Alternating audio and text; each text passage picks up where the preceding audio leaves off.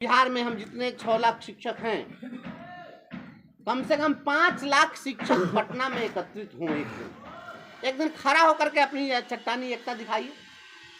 और राज्य के एसीएस आपको जलील कर रहे हैं, कोई जवाब देने वाला नहीं है। हमने शुरू किया है, अब वो एक वो वीडियो बना के डालेंगे तो हम 3 वीडियो बना के उन पर डालेंगे। आप शिक्षकों के गरिमा के अनुरूप काम करते रहिए और आपके सम्मान पर अगर कोई आंच आएगी तो मैं एकदम चट्टान की तरह खड़ा रहूंगा आपके साथ। चिंता करने की कोई ज़रूरत नहीं है। कोई भी पदाधिकारी अगर शिक्षकों के सम्मान से खिलवाड़ करेगा, वह जिस भाषा में बात करेगा उसको उसी भाषा में जवाब दिया जाएगा पूरे बिहार। राजू भाई ने जो बात कही है, बात बिल्कुल यही यथार्थ है कि एक एमएलसी बन जाने से आप सोचेंगे कि समस्याओं का सब निदान हो जाए, सारी बीमारियों का एक ही इलाज हो जाए, संभव नहीं है। आपका मनोबल निश्चित रूप से ऊंचा हुआ है और बुझे हुए मन से कोई व्यक्ति खड़ा नहीं होता है। आपका मनोबल आज अगर बढ़ा है तो ऐसा मनोबल बढ़ा रहना चाहिए। हम काउंटिंग के बाद केशव जी से बात किए थे और हमने उनको कहा कि आप सभी नेता लोगों से बात करिए, सभी संगठनों की बैठक बुलाइए पटना में। और हमने कहा कि सभी संगठनों की बैठक बुला करके और तय कीजिए, क्योंकि जो लड़ाई होगी वह लड़ाई आप सोचें कि केवल हम सदन में जाकर के बोलेंगे और आपकी समस्या का समाधान हो जाएगा, तो ये होने वाला नहीं है। सदन में कुछ होता नहीं है। सदन में आपको कर्णप्रिय बात मिलेंगी। आप जो हमसे उम्मीद करते हैं, हम उस उम्मीद पर बिल्कुल खरा उतरेंगे। सदन के अंदर हम बोलेंगे, जो बोलने का मेरे पास में कला कौशल है, हम निश्चित रूप से वहाँ बेहतर बोलेंगे, आपकी बात को मजबूती से रख देंगे। लेकिन कभी भी जो सफलता मिली है, बड़ी बड़ी सफलता मिली है, वो सदन से सफलता नहीं मिली है, वो सफलता सड़कों से मिलती है। सड़कों के संघर्ष से सफलता मिलती है। तो आपको लड़ना होगा सड़कों पर। और 2025 में विधानसभा का चुनाव होने वाला है। अब एक क्षण भी बैठने का वक्त नहीं है। अब एकदम इनकलाब होना चाहिए। और जितने भी हमारे शिक्षक हैं, और केवल शिक्षकों की ही नहीं, हमने तो कहा है जितने संविदा कर्मी हैं उनके भी अधिकारों की लड़ाई लड़नी। बड़े विश्वास से लोगों ने मुझे जिताया है। बिहार में इतने मतों के अंतर से आज तक कोई नहीं जीता। यह है पूरे बिहार में विधान परिषद चुनाव में इतने मतों के अंतर से कोई नहीं जीता। और अगर हमारे कुछ और भाई बंधु लोग थोड़ा बहुत जो इधर उधर कर दिए, अगर उन्होंने नहीं किए होते तो अंतर इसका 2 गुना होता। थोड़ा नया बया लोग कर दिया लोग। तो हम लोगों ने जो इतिहास रचा है, हम चाहते हैं कि संघर्ष का भी एक इतिहास रचा जाए। कोई भी सरकार, अब जो स्थिति बनी हुई है, चाहे पटना वाली सरकार हो या दिल्ली वाली सरकार हो, कोई भी जो सरकार है वह सामान्य आंदोलनों से सरकार नहीं घबराती। आंदोलन का कोई भय नहीं होता। देखिए अभी हमारा बीपीएससी का हमारा छात्र नौजवान पटना की सड़कों पर संघर्ष कर रहा है, 10 दिनों से लड़ रहा है, लेकिन उसका कोई सुधि लेने वाला नहीं है। सब दायां बायां करेगा, गोल गोल घुमाएगा। इसलिए गोल गोल घुमाएगा कि सब तो मिला हुआ है, सबका तो मिली भगत से नहीं सब हेरा फेरी होता रहता। तो इसके लिए बड़ी मुकम्मल लड़ाई खड़ी करनी होगी। और मैं चाहता हूं कि बिहार में हम जितने 6 लाख शिक्षक हैं, कम से कम 5 लाख शिक्षक पटना में एकत्रित हों एक दिन खड़ा होकर के अपनी चट्टानी एकता दिखाइए। और 5 लाख शिक्षक जिस दिन पटना में एक साथ खड़े होकर हुंकार भर दिया और यह कसम खा ले, जैसे तिरहुत में हमारे शिक्षकों ने संकल्प लिया कि हम किसी जाति पर नहीं जाएंगे, किसी पार्टी पर नहीं जाएंगे, हम अपने शिक्षक समाज की बात पर जाएंगे, शिक्षकों का स्वाभिमान हम जगाएंगे। और अपना स्वाभिमान लोगों ने जगा दिया। कोई जाति कोई पार्टी किसी को कुछ देता उता नहीं है, ये सब बेकार की बात है। जो लोग सोचते हैं कि जाति से जितना तो हत्या, जितनी हत्याएं होती है, पता कर लीजिए कोई ना कुछ उसका स्वजातीय हत्या में शामिल होगा। और आज तक कभी भी आप अगर विषम परिस्थिति में आइएगा तो हमको लगता है कि अपने जात गोतिया रिलेशन के लोग आपको उसमें मददगार नहीं बनेंगे। आपको जितना मददगार बनने वाले लोग होंगे वो कोई ना कोई दूसरे घरों में पले हुए लोग होंगे, दूसरे कुल वंश में पैदा लिए होंगे, लेकिन आपसे भावनात्मक रूप से वह जुड़े हैं। और मैं समझता हूँ कि वैचारिक संबंध, भावनात्मक संबंध खून के संबंध से ज़्यादा मजबूत होते हैं। तो आप इस भाव को समझिए जो हम तो गीत गवाते रहे कि जो मिलकर साथ चलते हैं वही आपस में भाई हैं। हमारी लड़ाई रोटी की लड़ाई है, हमारी लड़ाई सम्मान की लड़ाई है, हमारी लड़ाई अपने अस्मिता को बचाने की लड़ाई है। हम अपने अस्तित्व के लिए लड़ रहे हैं, शिक्षकों के खोए हुए सम्मान को स्थापित करने की लड़ाई लड़ रहे हैं।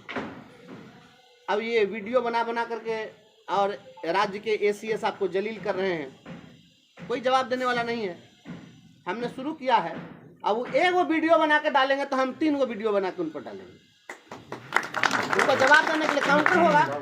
क्योंकि वो शिक्षकों को जलील कर रहे हैं तो उनका औराई में हम स्कूल दिखाए हैं ना, वैसा एगो 2 स्कूल नहीं है।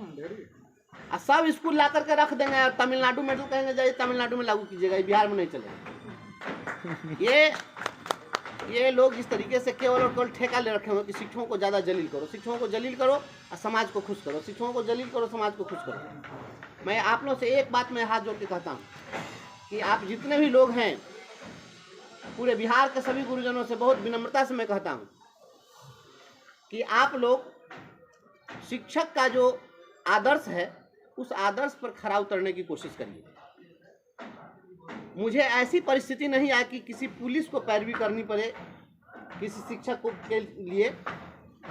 मुझे कभी ऐसी पैरवी करने की नौबत नहीं आए कि हमारे शिक्षक किसी गलत कार्य में हो और उनको बचाने के लिए हमको कोई पैरवी करनी पड़े।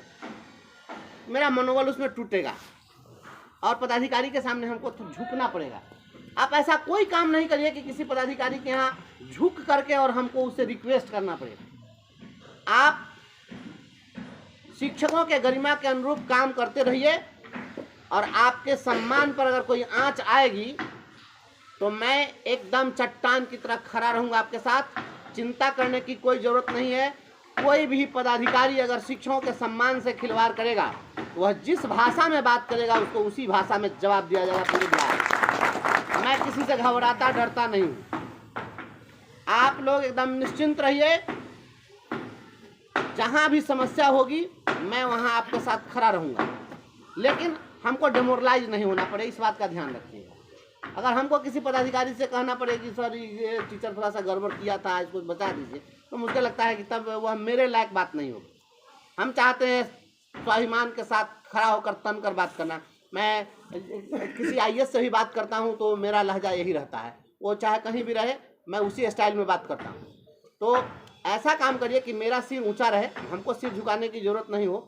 और आप इतना केवल बचा लिए तो सुशासन की सरकार को हम हर हाल में आप देखिएगा हम शिक्षकों के कदमों में सरेंडर करा देंगे, बहुत जल्द करा देंगे। तो इसके लिए बहुत नहीं करना होगा। और राजू भाई ने कहा है कि संगठनों की बात, तो जो भी संगठन के लोग हैं, देखिए हम इस बात को जानते हैं कि हमारे जो नेता लोग हैं, चुनाव में भी बड़ी नेतागिरी लोग किया। सारे शिक्षक एक प्लेटफॉर्म पर थे, लेकिन हर जिला में 3-4 लोग ऐसे थे हमारे जो नेता थे। वो लोग अलग एगो कानी गाय के अलगे बथान, तो वो अलग एगो अलगे बथान बनाने में लगे हुए थे। मेरे खिलाफ दुष्प्रचार गैंग में एकदम बढ़ चढ़ के हिस्सा ले रहे थे। लेकिन इन चीज़ों से कोई फर्क नहीं पड़ता है। ऐसे लोगों की पहला कार्यक्रम है तो ये संभव नहीं है। और उसमें अगर हम जब बहुत ज़्यादा घूमते रहेंगे तो आपका काम प्रभावित होगा। आप हमको लड़ने के लिए बनाए हैं विधान पार्षद। इन कार्यक्रमों में जाने से मैं जानता हूँ आपका भावनात्मक संबंध है हमसे, आप भावना के साथ जुड़े हुए हैं। आप चाहते हैं, हम भी चाहते हैं कि हम आपके पास आए, ऐसा नहीं कि हम नहीं चाहते हैं। लेकिन हमारा क्षेत्र इतना बड़ा है, पूरे बिहार के लोग बुलाते हैं, तो ये संभव मेरे लिए नहीं हो पाता। एक दिन हम 300 किलोमीटर दौड़े इस चक्कर में, तो ये पॉसिबल नहीं हो पाता है। एक दिन में 5-5 जगह का रहता है कार्ड। अब ये वो रहेगा सीतामढ़ी का, वो रहेगा वैशाली का, वो रहेगा पटना का, वो गोपालगंज का, तो आदमी कहाँ जाए। तो ये दिक्कत होती है। इसलिए इन चीज़ों से। दूसरा है कि मोबाइल पर जो लोग मैसेज करते हैं प्रतिदिन, तो सुबह सुबह उठना है, चाय की प्याली भेजना है, गुलाब का फूल भेजना है, गुड मॉर्निंग लिखना है, तो आपकी भावना है, आपने भेजा। मैंने अब उसको गलत तो आप नहीं कह सकते हैं। जो जिन्होंने भेजा स्नेह है कहीं ना कहीं तो भेजा। लेकिन अब आप 500 लोग हर दिन 500 फोटो सुबह सुबह भेज दिए, तो उसको हम डिलीट भी नहीं कर पाते। हमको उतना टाइम हो नहीं है डिलीट करने का। मोबाइल भी हैंग कर जाता है, तो मोबाइल हैंग करता। अच्छा, उसमें क्या हो रहा है कि अब जो उसमें इम्पोर्टेंट मैसेज भी आ रहा है, बड़े अधिकारियों का मैसेज आ जाता है, किसी बड़े नेता का आ जाता है। अरे एक मिनिस्टर का फोन आया है 2 दिन पहले रात में, कहा महोदय मैं आपको 7 दिन से फोन कर रहा हूँ।